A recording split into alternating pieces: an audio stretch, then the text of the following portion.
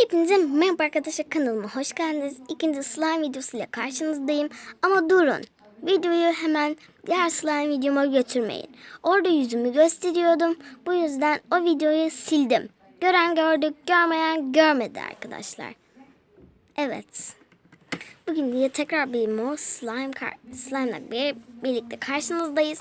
Burada da mini sülalesiyle birlikteyiz. Şimdi ben buraları birazcık şöyle dağıtayım. Kızım çıkar mısın? Oo, itme. Şeytan ne yapıyorsun acaba? Dur Zehra bir dakika. Kanka dökme. Kanka içine bir çık. İçine... Şimdi. Bakın şimdi. Osuruyor yalnız bu slime. O yüzden özür dilerim. Zehra bak. Şöyle bir vurdum çat. Oh. Yalnız bir yere slime gitti mi? Ha? Bir yere slime gitti mi kanka? Tamam çatladı da. Arkadaşlar yanında Zehra vardı. Iy, çok pis koktu. Zehra şunu yaptım sanki. Zehra şunu sıkmamda yardımcı olur musun? Sıkar mısın şunu? Ben de... Of. Oh. Slime geldi benim burama. Zehra şurama bir bakar mısın? Slime var. Nereye? Buraya. Atayım bak şurada slime var. Yavaş. Bu kadar. Bakın. İçinde hiç kalmadı. Biraz parçalar var. Bakın. Neden bu ne tür boya kattınız dersen boya katmadım.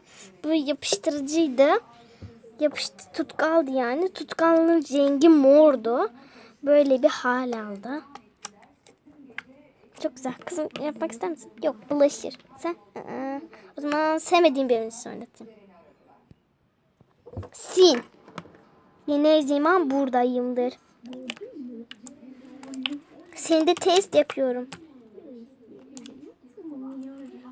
Tamam sen dur.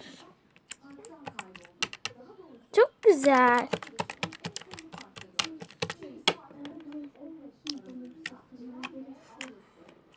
Bu videom 3 dakikalık olacak. O zaman 3 dakikalık yapacağım ben bu videoyu galiba.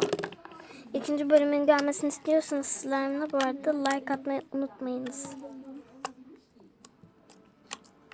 Arkadaşlar maalesef slime çatırdamıyor. Çatırdasa bile elime yapışıyor. Neyse 3 dakikayı doldu geçiyor arkadaşlar. O zaman şimdiden görüşmek üzere size.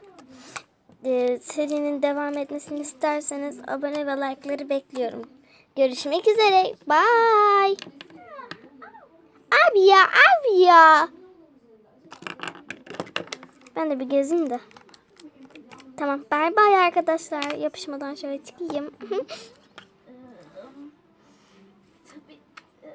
Bye.